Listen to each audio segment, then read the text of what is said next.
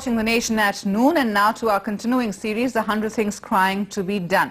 For any of us who've lived in India, we are all too aware of the multiple identity cards and documents that we have to maintain, from our birth certificates to PAN cards to driver's license to voter IDs, so on and so forth.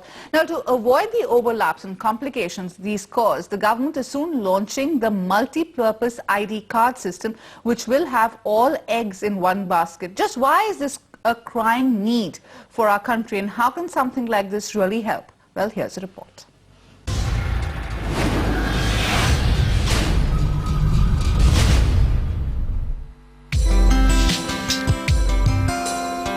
Long lines of voters outside polling booths as India's 700 million strong electorate went to polls in May 2009. But for many of these enthusiastic voters, it was a disappointing exercise. Some couldn't vote at all because their names weren't registered, while others couldn't because they didn't have voting IDs issued in time. But if you've lived in India long enough, you will know that this problem is all too common. Individual identities linked to so many different little cards that it's tough to track, and it hurts when you don't have them all. So just what does an average Indian do to prove that he is in fact an Indian? Well, for those of you working, there's a PAN card that's followed by your passport, your driver's license and your birth certificate. Unfortunately, that's not all. There are several others like ration cards and voting IDs, and the list just goes on. What's more, estimates are that only a small number of Indians actually have any identity proof.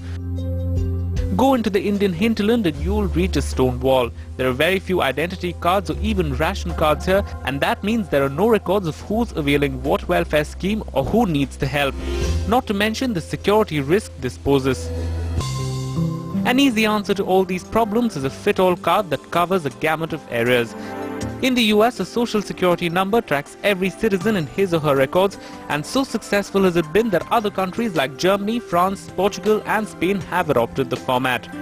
In India, the government has been thinking of a single card over the last few years. In fact, in 2002, under the NDA government, an initiative called the Multi-Purpose National Identity Card Project, costing 5,000 crore rupees, was unveiled, but sadly is lying in hibernation after being kicked off.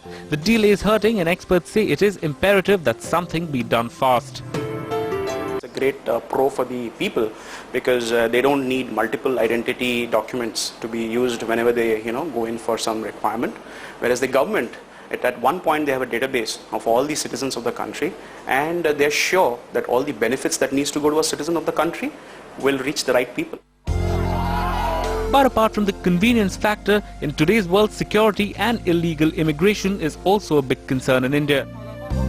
Soon after the Mumbai attacks, questions were raised about how terrorists could have infiltrated into the country so easily, and all security hands believe that the government needs to tighten belts.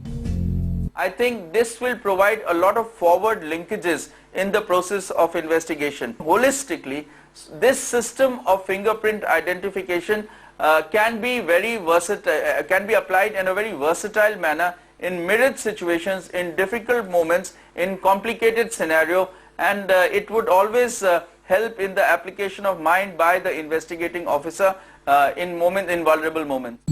As of date, the Multi-Purpose National Card Project has been in pilot mode in at least 12 states across India, and the government in its interim budget has already allocated 100 crore rupees towards it. It hopes to cover the whole country by 2012, but experts say that while this is an ambitious target, they can only hope at least some of it is done. After all, in a country of 1 billion plus, where the lack of accurate census data and rampant corruption has led to serious hurdles in implementation of key projects, this is something that is really crying to be done. Nikhil Namdar, UTVI, Mumbai.